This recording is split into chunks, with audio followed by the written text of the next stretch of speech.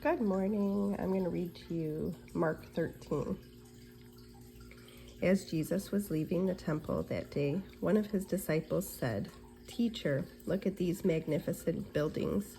Look at the impressive stones in the walls." Jesus replied, "Yes, look at these great buildings, but they will be completely demolished. Not one stone will be left on top of another." Later, Jesus sat on the Mount of Olives across the valley from the temple. Peter, James, John, and Andrew came to him privately and asked him, "Tell us, when will all of this happen? What sign will show us that these things are about to be fulfilled?"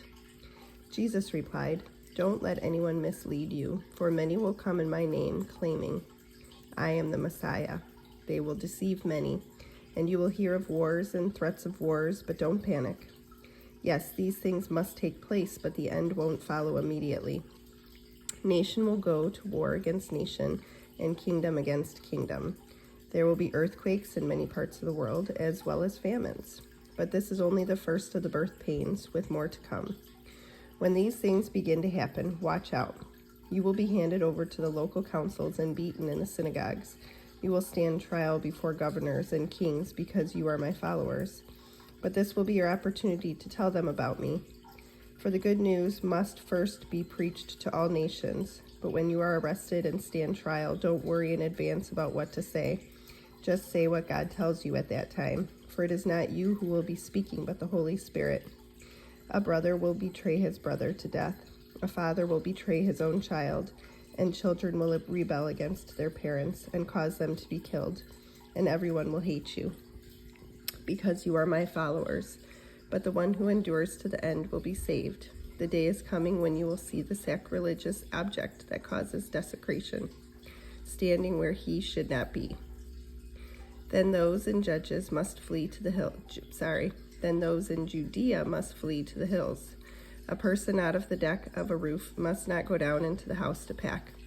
A person out in the field must not return even to get a coat. How terrible it will be for pregnant women and for nursing mothers in those days. And pray that your flight will not be in winter. For there will be greater anguish in those days than at any time since God created the world, and it will never be so great again. In fact, unless the Lord shortens that time of calamity, not a single person will survive. But for the sake of his chosen ones, he has shortened those days.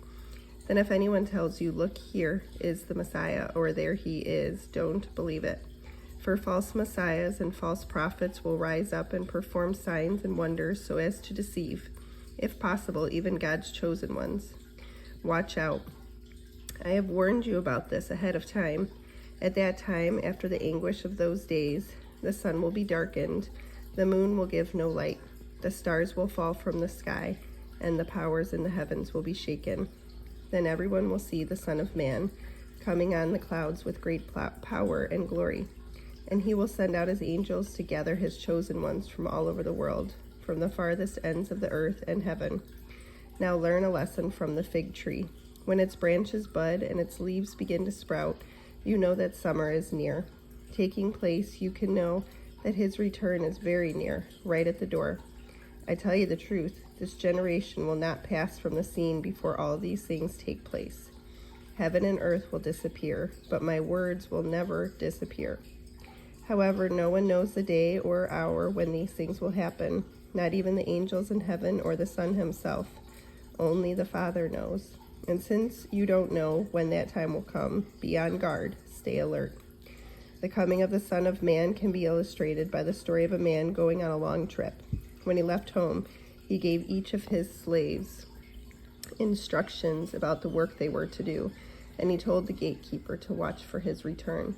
You too must keep watch, for you don't know when the master of the household will return, in the evening, at midnight, before dawn, or at daybreak. Don't let him find you sleeping when he arrives without warning. I say to you what I say to everyone, watch for him.